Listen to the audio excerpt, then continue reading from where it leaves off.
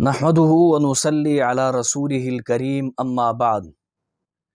پیارے پیغمبر علیہ الصلاۃ والسلام کی وہ حدیث آپ حضرات کی خدمت میں پیش کی جا رہی ہے کہ جس میں نبی علیہ السلام نے رمضان کی آمد کے موقع پر فرمایا تھا اتاکم رمضان، رمضان کا مہینہ سایہ فگن ہو چکا ہے، شہر عظیم۔ سنن نسائی کے الفاظ ہیں، آپ نے فرمایا یہ بڑی ہی عظمتوں والا مہینہ ہے، اور پھر اس کے بعد جو اگلا جملہ ہے وہ بڑا ہی قابل غور ہے۔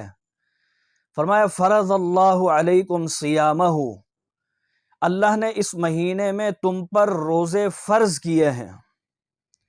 اللہ اکبر، روزے کی کیا اہمیت اور کیا فضیلت ہے، اس کا اندازہ آپ اس حدیث سے لگائیں کہ نبی علیہ السلام کے ایک صحابی سیدنا ابو امامہ الباہلی رضی اللہ تعالی عنہ پیارے پیغمبر علیہ السلام کی خدمت میں حاضر ہوئے اور کہنے لگے کہ اللہ کے پیغمبر مجھے کوئی ایک ایسی نصیحت کر دیں، اور ایک حدیث میں آتا ہے کوئی ایسا عمل بتا دیں جو اعمال میں سب سے افضل ہو، بس میں وہ عمل کر لوں، ایک عمل بتا دیں، بس ایک نصیحت کر دیں۔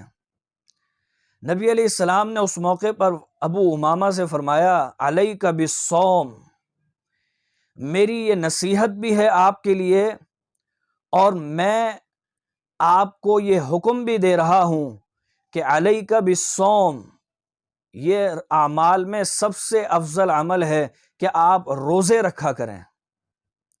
ہم میں سے بہت سے افراد ایسے ہیں کہ جو رمضان میں بھی روزوں کا اہتمام نہیں کرتے، چہ جائے کہ وہ سارا سال کچھ نفلی روزے بھی رکھیں۔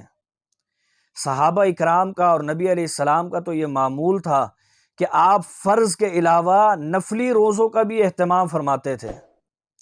سیدنا عبداللہ بن عمر بن عاص رضی اللہ تعالی عنہ نبی علیہ السلام کی خدمت میں حاضر ہوئے، کیونکہ انہوں نے روزوں کی فضیلت، روزوں کی اہمیت سن رکھی تھی۔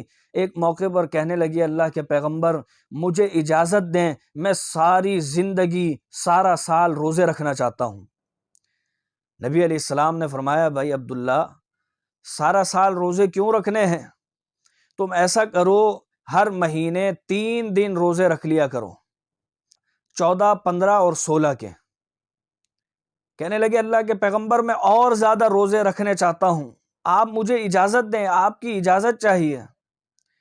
نبی علیہ السلام نے فرمایا اچھا ٹھیک ہے، آپ کا اصرار ہے تو آپ ایسا کریں کہ ہر ہفتے ہر جمعرات اور پیر کا روزہ رکھ لیا کریں، اس طرح مہینے میں اگر 4 ہفتے ہیں تو 8 روزے ہو جائیں گے۔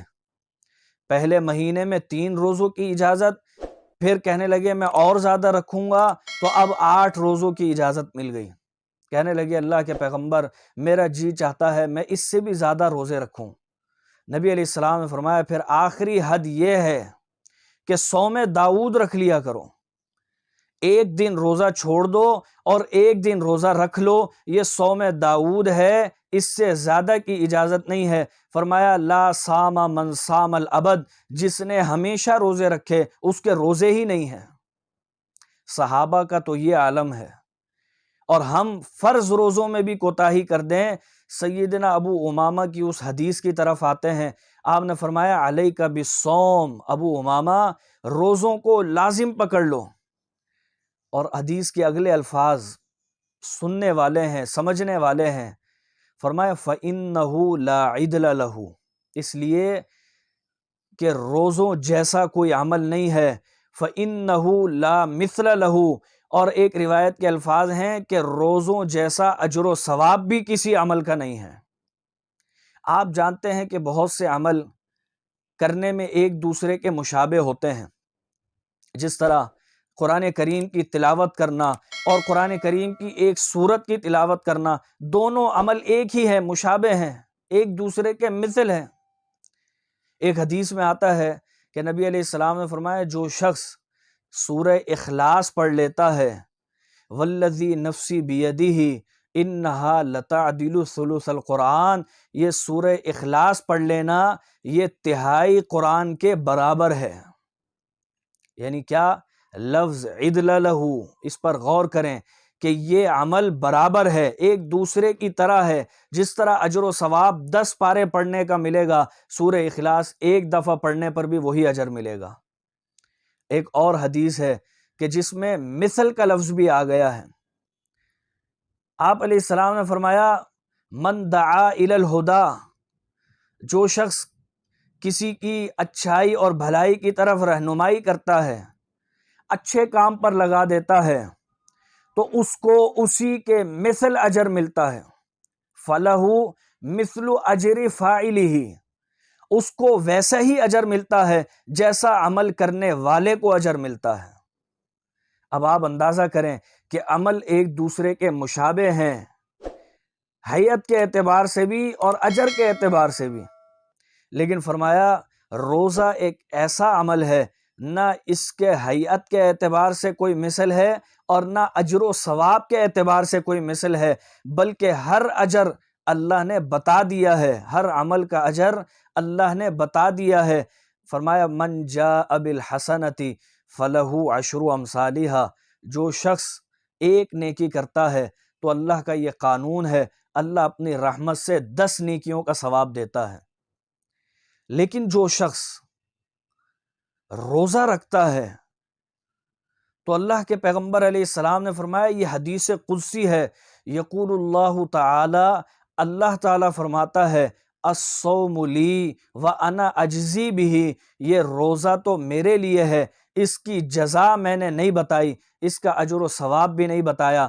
ہر عمل کا اجر اخلاص کی بنیاد پر 10 گنا بھی ملتا ہے، 70 گنا بھی رب بڑھا دیتا ہے، اخلاص زیادہ ہو 700 گنا بھی اجر مل جاتا ہے، اور اگر اخلاص میں بڑھوتری ہو، اضافہ ہو، تو اللہ 700 سے بھی زیادہ اجر و ثواب بڑھا دیتا ہے۔